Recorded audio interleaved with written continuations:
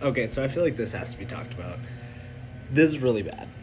Um, Over the last year or so, the average per, I believe Bankrate did a study on it, is 20%. That's how much home insurance has gone up in the last 12 months.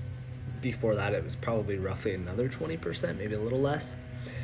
And more companies are pulling out of high risk states: California, Florida, states with natural disasters.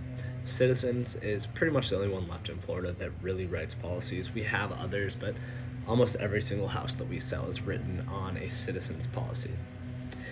So that leads to high prices because they're taking on a lot of risk. I kind of get it. I mean, it's not okay, but as a business, I don't know what else you would do. You're taking on almost the whole state of Florida.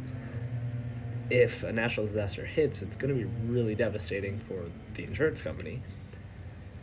And that's leading to people, obviously, like the headline says, not paying their insurance.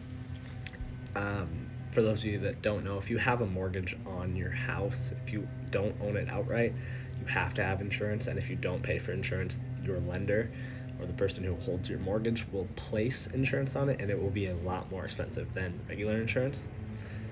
So the people doing this own their houses outright, and they have every right to do so. But if they do this and a natural disaster strikes, they're responsible for rebuilding their house. They essentially still own the land, but the house could just be gone. It's a common thing for a lot of people. I mean, people have been doing it for some time now.